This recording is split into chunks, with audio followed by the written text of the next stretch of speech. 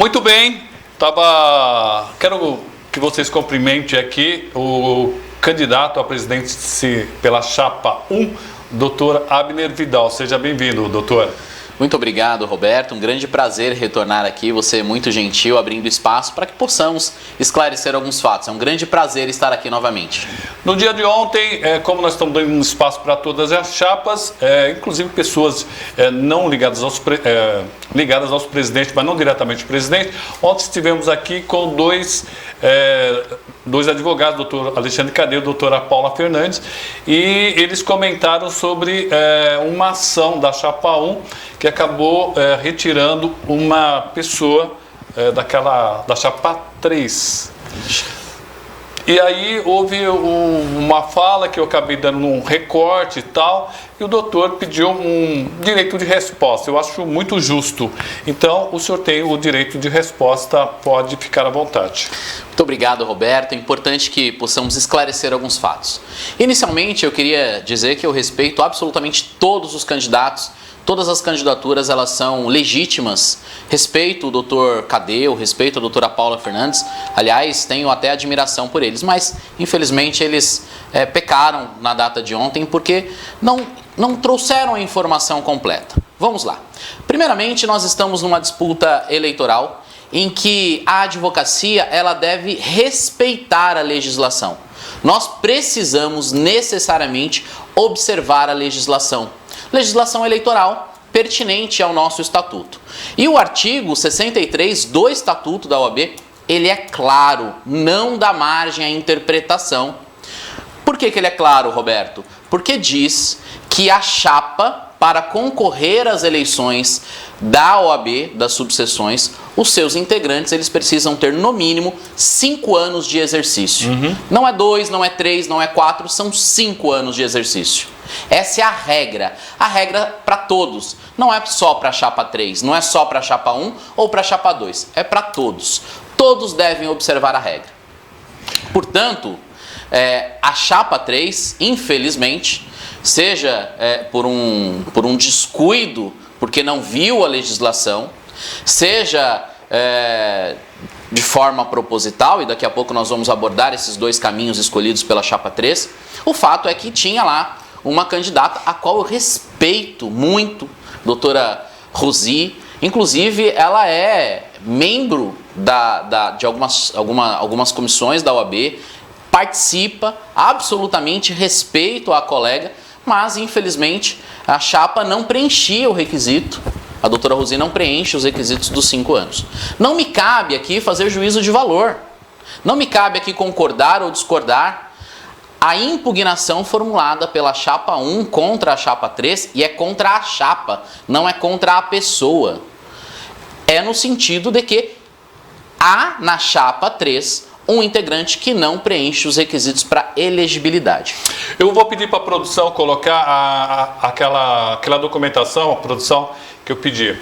Essa aí é a página 2, que é exatamente o que o senhor está dizendo, doutor. Se você lê o artigo, o parágrafo 2º do artigo 63, você verá o seguinte, que são 3 anos para concorrer ao Conselho da Seccional, onde que é a Seccional? São Paulo, estadual, e ao Conselho da Subseção. Subseção é Guarulhos. Nós não temos conselho na subseção, vírgula, e 5 anos para concorrer ao cargo de diretorias, tanto da seccional quanto das subseções. A lei, ela é cristalina, não dá margem à interpretação.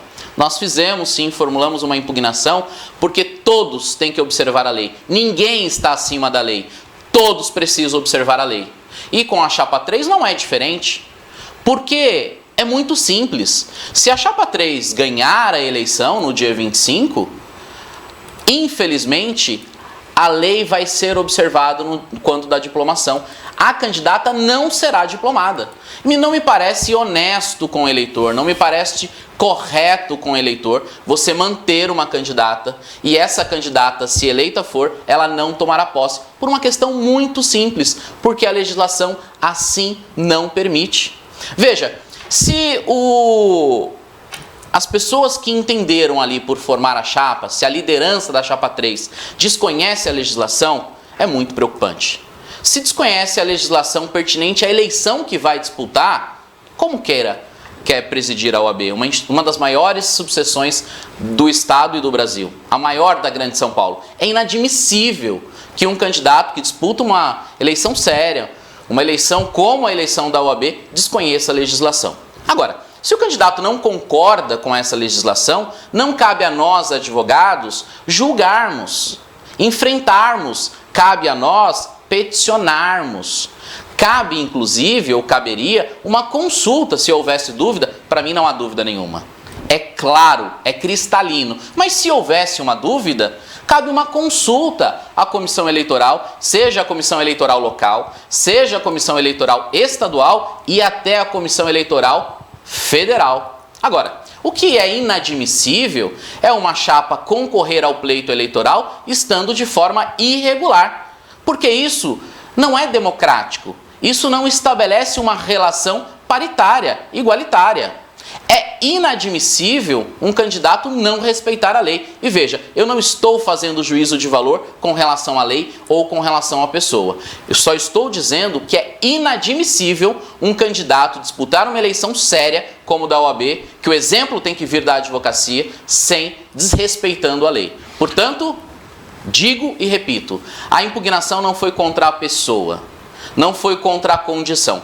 Eu aproveito aqui, Roberto, para dizer que na pré-campanha nós conversamos com muitas pessoas, muitos advogados. E nós conversamos com muitos advogados que queriam estar nessa condição de diretores da OAB.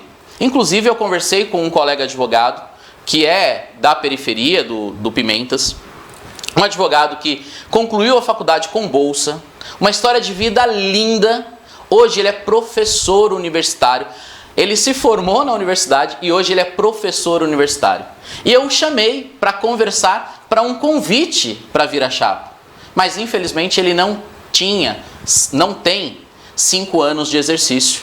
Infelizmente, mesmo gostando do perfil, mesmo achando que era um perfil interessante para a advocacia, eu me curvei à legislação, me curvei à lei, porque é assim que a advocacia faz. Se porventura eu quisesse enfrentar a lei, eu poderia fazer uma consulta à comissão eleitoral, mas eu entendi que a legislação é cristalina, não me cabe fazer juízo de valor. A legislação está ali para ser cumprida. Eu não concordo com inúmeras leis. Por exemplo, a aposentadoria compulsória do magistrado. Você sabia que o magistrado, se um crime cometeu, se um ato infracional cometer, ele será aposentado com o valor integral do salário? Eu acho isso um absurdo. Total. Eu discordo, mas essa é a lei. O que me cabe? Criticar. O que me cabe? Peticionar. Mas não me cabe desrespeitar a lei. Doutor Marlon Lessa, eu estou em aula, mas estou em sintonia. Valéria Schneider, Sidney Cardoso, Manuel Lima Júnior, a Maria do Carmo Roldan, está mandando boa noite para o doutor Abner, o Marco Rocha, a doutora Valéria. As regras do certame devem ser respeitadas por todos, sob pena de não existir legitimidade. A impugnação foi corretíssima. Manuel está mandando um abraço para nós. Cristiano Nunes, será que um candidato que comete uma infração dessa natureza, ao nomear uma pessoa que não preencha os requisitos para compor sua chapa, está preparado para estar à frente da OAB? Pergunta do Cristiano Nunes. Bárbara Taveira, é inadmissível mesmo, tem que respeitar a legislação vigente. A doutora Valéria ainda fala, o candidato da chapa 3 não pode alegar desconhecimento das regras. Além de experiente, ele lançou sua candidatura em junho, com tempo mais que hábil para se inteirar de todas as regras. Aqui cabe uma correção, me parece que esse lançamento de pré-candidatura foi em fevereiro. Se a gente buscar entrevistas, nós tiveram um tempo hábil para decidir quem seria ali os candidatos e analisar a legislação.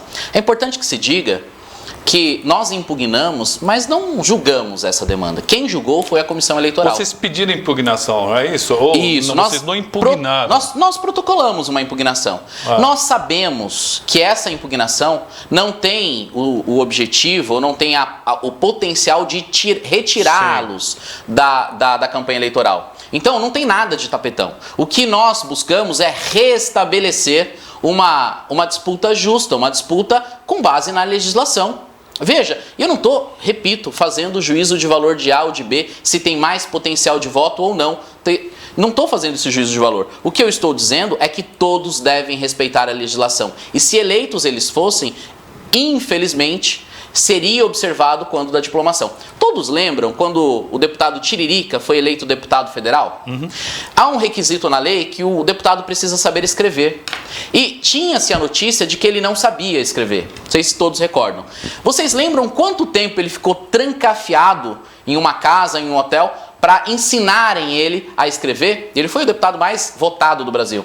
Sim. E ele fez lá a prova e passou na prova. Ou seja, se ele não cumprisse aquele requisito, por mais que ele fosse eleito, e ele foi eleito, foi o deputado mais votado no Brasil, ele não tomaria posse. E assim é com a eleição da OAB. A gente precisa ter clareza, a gente precisa ter honestidade com o eleitor. Se há uma questão que pode impedir, tem que falar para o eleitor, olha, há uma candidata que nós estamos brigando, nós achamos que ela deve ser eleita, mas pode ser que ela não tome posse.